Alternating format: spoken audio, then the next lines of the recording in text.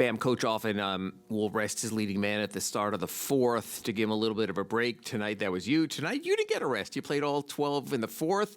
At times, it looked exhausting. Can you sort of tell us how you summoned the energy at the end for that basket and to sort of keep it afloat? What was it like, as exhausting and grueling as close as it was to fight to that finish? Well, I feel better now that we got the win, for sure. But you know, when you go into a game like that and you go to your patented move, it's come from the hours and hours and work of doing that shot. Different ways, no matter how you get to it, it's that shot. And that's come from all the hard work that I've done just for that one shot in that one moment.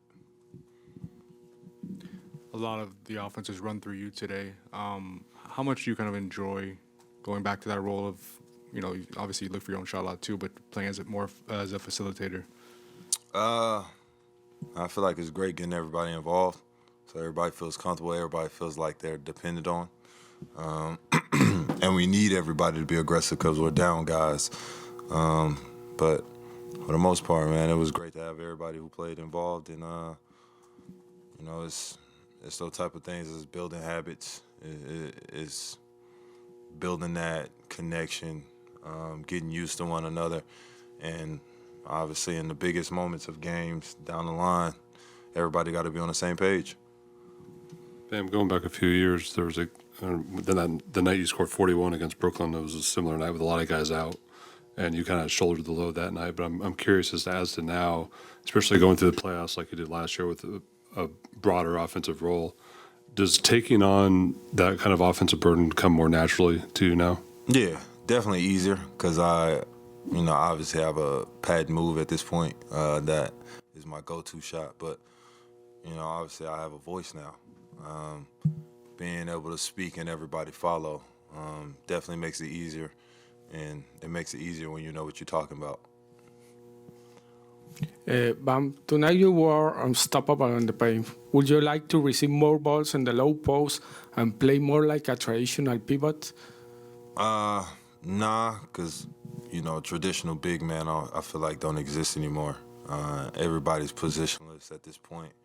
I mean, you have Jokic dribbling the ball up being a point guard. So for me, it's good to get the ball in different areas just so you can show off your versatility but also get guys involved. Bam, 2 minutes left. You get the ball in the mid post. You can throw a couple jabs. You spin into kind of a big dunk there. Can you just walk through that play in terms of just because it seems like a lot of time you're stopping and kind of usually throwing a pump fake or something. But what are you reading there that makes you just go through the motions and go right up? You know, when I spun, nobody was in front of me. I mean, that's the easiest read and react you can do. But like I said, it comes from those hours of being in the gym, of getting that work in, getting up at 5 a.m., and really working on your craft. Bam, obviously you constantly talk about, hey, we're a team and et cetera. But again, with the minutes you played tonight, support again of Duncan and Jaime, what comes to mind when in a game like this too? Man, we had to win it ugly. You got to win games like that. You know, they're part of the season. We have a long season. You got to learn how to, you know, grind through games because when you get in these playoffs, it becomes a possession game. You know, a lot of these games in the playoffs don't be in the 120s. They'll be in the mid-90s, close to 100, and you got to figure out how to grind it and get a win. And I felt like when you go through games like that, it prepares people for what we have in the future. Despite the injury report tonight, Jaime, Duncan, and you took the responsibility on offense. How do you guys work on those circumstances to keep that high level of mentality and take and achieve this result with a lot of confidence? Practice. We do pods. In practice, we really work on the little details, especially on offense. You know, we want everybody to be comfortable in the offense so you don't feel like you're out there thinking too much. We want everybody to read and react to the offense and, you know, coach lets us go. He lets us hoop. Sometimes we break off plays. So, the biggest thing for us is just getting comfortable, in practice, doing it over and over and over again. And when it gets in the game, it becomes natural. And we read and react off each other. Bam, you talk about reading and reacting, but how did you feel about the process overall tonight offensively and the way that the ball was kind of whipping around early on in the game? I know you spoke about the game being in the mud, and it was, especially down the stretch, but as far as the rest of the game, how did you feel about the way that, you guys were moving that ball and reading and reacting? I feel like everybody touched the ball every possession. So it felt like everybody was involved. Everybody got touches. Everybody was comfortable at the end of the day.